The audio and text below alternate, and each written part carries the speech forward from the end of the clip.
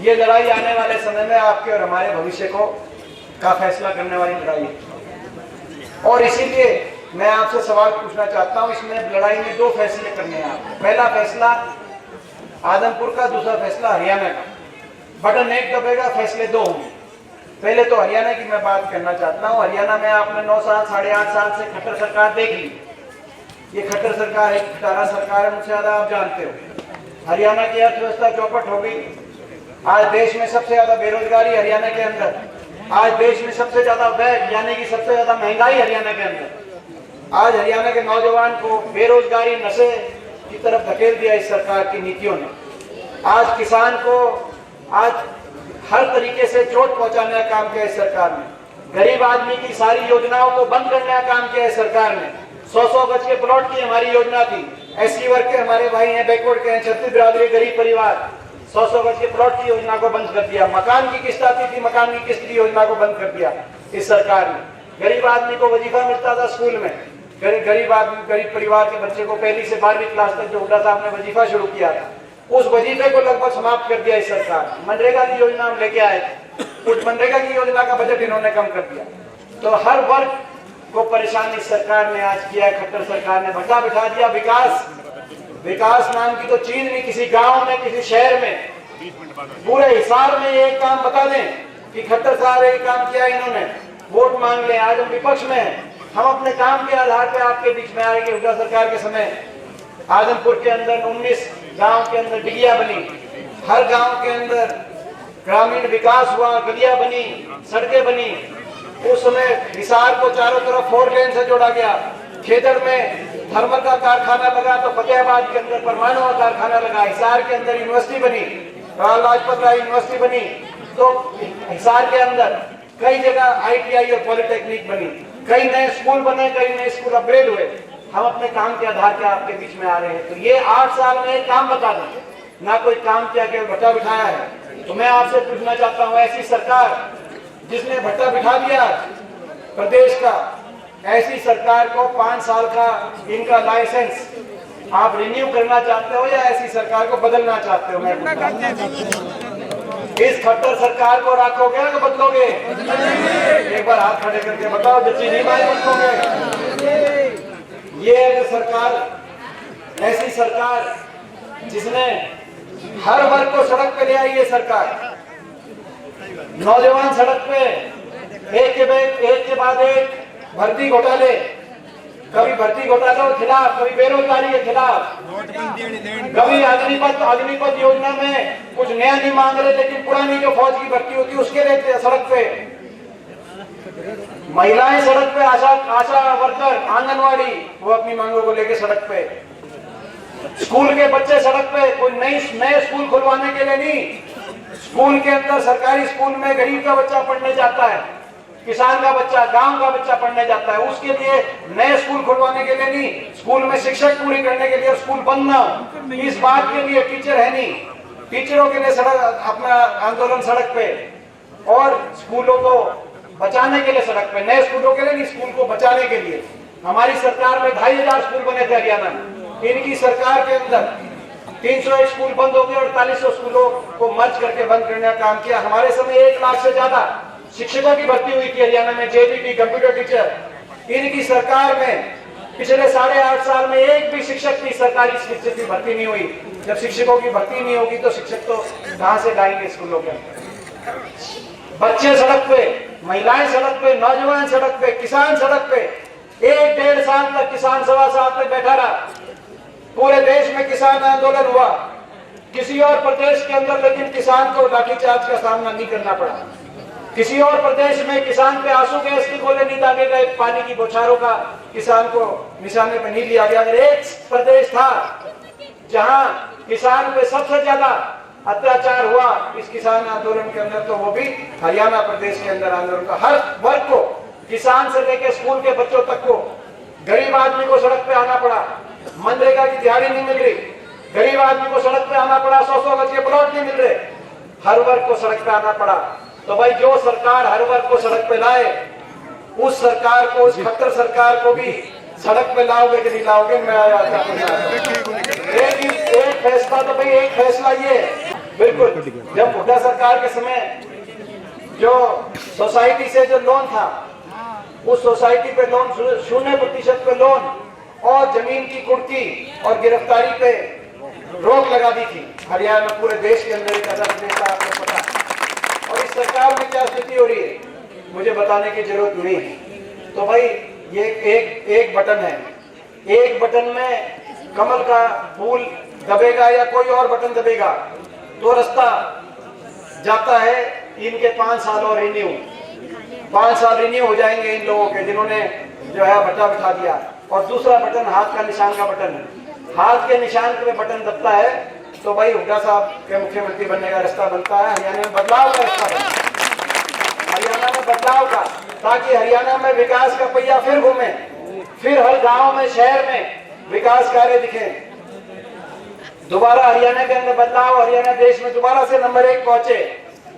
Button दबे, एक button दबेगा तो खट्टर साहब के 5 का लाइसेंस रिन्यू होगा, जैसे बुढ़ापा पेंशन काटी गई वो और काटी जाएगी। और दूसरा बटन दबेगा तो हुड्डा साहब का मुख्यमंत्री बनने का रास्ता बनता है, जिसमें बुढ़ापा पेंशन जिनकी काटी गई वो एक पेंशन दोबारा से बनाई जाएगी और देश में सबसे ज्यादा 6000 यानी कि एक घर में 12000 बुढ़ापा पेंशन दोबारा से देने का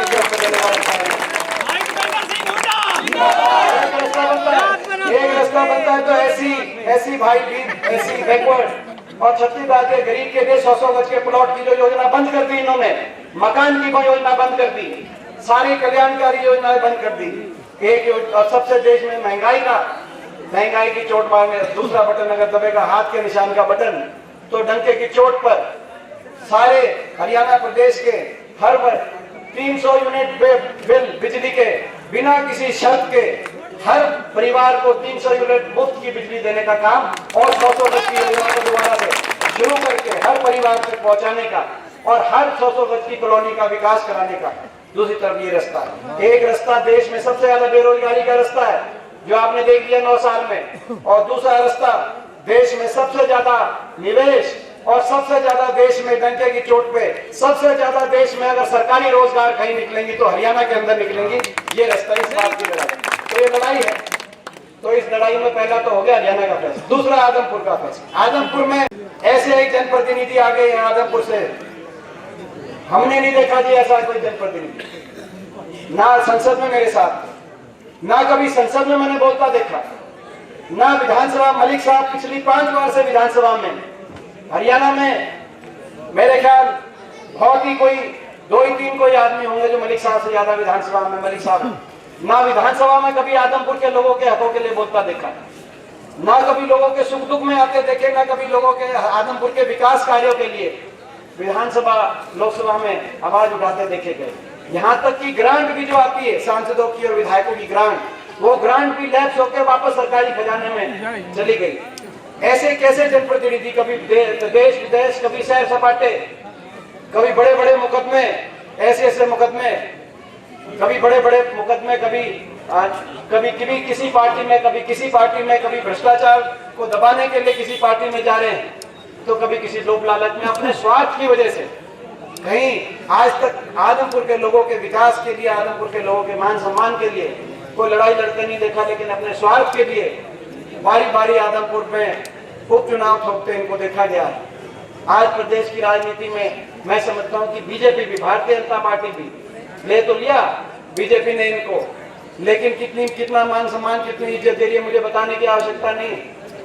हरियाणा कांग्रेस में तो इनका पूरा मान सम्मान था, इनको CWC के सदस्य से पूरा मान सम्मान था, क्योंकि कांग्रेस में चौधरी भजन लाल जी की वजह से हम इनका मान सम्मान पूरा। लेकिन बीजेपी की तो लिस्ट आई है, दूसरे तीसरे नंबर पे कांग्रेस में थे, लेकिन जब बीजेपी की लिस्ट आई स्टार प्रचारकों की पूरे प्रदेश की, उस लिस्ट में 32वां नंबर बीजेपी में पाया, उस लिस्ट में 32वां नंबर आया इनका, कुलदीप बिश्नोई जी। आप अंदाजा लगा सकते हैं कि भाई बीजेपी में तो 32वां नंबर। तो ऐसे एक जनप्रतिनिधि हैं, तो मैं आप सवाल पूछता हूं भाई, पहला तो प्रदेश का बदलाव का, दूसरा आदमपुर में भी बदलाव करोगे कि नहीं करोगे? ऐसा जनप्रतिनिधि बदलोगे कि नहीं बदलोगे? तो भाई एक बटन है, एक बटन 2 नतीजे, एक बटन 2 फैसले। एक फैसला आदमपुर से बदलाव लेके आएगा, जयप्रकाश जी को विधायक बना के हरियाणा विधानसभा का फर्क देखना, जयप्रकाश जी को मैं जानता हूं, मेरे साथ सांसद भी थे लंबे समय तक, 3 बार हिसार के सांसद रहे। मैं भी आपके आशीर्वाद से 18 सांसद, देश की सबसे बड़ी पंचायत में मुझे जाने का अवसर मिला। शायद मेरी उम्र में किसी को ना मिला, लोगों ने बहुत आशीर्वाद दिया। मैंने देखा जिस तरीके से वो लड़ाई लड़ते थे संसद में, मैंने देखा उनकी विधानसभा में। आप उनको जब जिता के भेजोगे, मैं ये विश्वास दिला सकता हूं जो अगला सेशन आएगा विधानसभा का, इस खट्टर सरकार को आजमपुर के जो सारे ये विकास कार्य हैं, इन विकास कार्यों को अगर ये सरकार पूरा करेगी और नहीं पूरा करेगी तो यहाँ से एक मजबूत आप विधायक बना के जयप्रकाश जी को भेजो, इनको वहां पे नानी याद दिला देंगे वहां पे विधानसभा के अंदर। और देखो ये जनप्रतिनिधि, एक और मैं बात कहना चाहता हूँ, 5 महीने पहले बीजेपी को वोट दी थी इनने राज्यसभा के इलेक्शन में। राज्यसभा के इलेक्शन से कोई आजमपुर के छत्तीस बिरादरी का कोई लेना देना नहीं, लेकिन बीजेपी का पूरे देश में चल रहा है भाई, अलग अलग कारणों की वजह से, लोग लालच से केंद्रीय जांच एजेंसियों का डर दिखाते हैं, बड़े बड़े मुकदमे दिखाते हैं और उस पे आधार पे लोगों को पार्टी में ये। तो 5 महीने पहले इन्होंने बीजेपी को वोट डाली कि नहीं डाली? अब कह रहे हैं कि जी मैं तो काम कराने के लिए गया। काम कराने होते पता था 5 महीने बाद इलेक्शन है, उपचुनाव हो जाए, बाई इलेक्शन, पूरी की पूरी सरकार पड़ जाती है, युद्ध स्तर पर विकास कार्य होते हैं।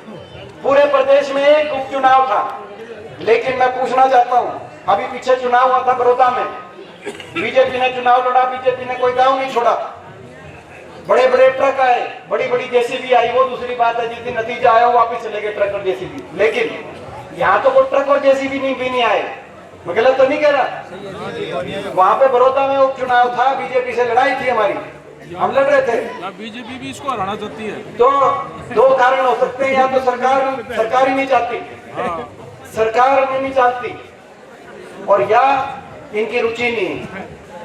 5 महीने से ना तो भाई कोई जेसीबी आई, ना कोई ट्रक आया, कोई रोडी लेके, कोई ईंट लेके, कोई इंटरलॉकिंग ब्लॉक लेके काम कराने के लिए, ना पानी आया, ना किसान के जेब में मुआवजा आया जहां किसान को मुआवजे की जरूरत थी।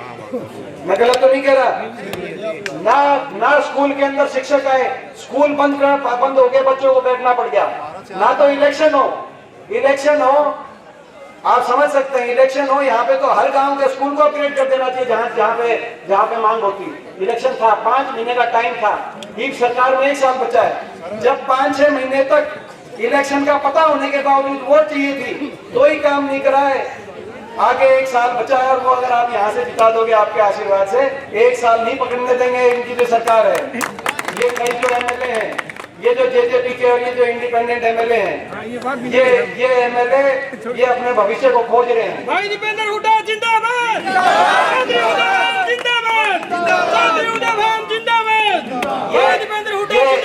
ये जेजेपी के और इंडिपेंडेंट एमएलए जो बीजेपी में समर्थन देने गए थे, इन्होंने समर्थन नहीं दिया, इनके नेताओं ने बेची है इनकी वोट बीजेपी को। ये अपने भविष्य को खोज रहे हैं। जिस दिन आदमपुर का नतीजा आएगा, मैं आपको बताना चाहता हूं, जिस दिन आदमपुर का नतीजा आएगा, नतीजे की जिस दिन गिनती आप भड़क में जाओगे, इतना विश्वास दिलाता हूं, इन सारे एमएलए का फोन हुड्डा साहब के खड़केगा। ये मैं आज बता रहा हूँ, ये लंबा नहीं चलेगा जी ये साल। मगर जब ये 6 महीने में नहीं करा पाए, अगर साल सरकार रह नहीं गई, जिस सरकार में बीजेपी वाले तो खुद ही काम नहीं कराते, अपनों के ही नहीं काम कराते, तो ये काम कराने नहीं गए, ये तो केवल अपने स्वार्थ के लिए गए।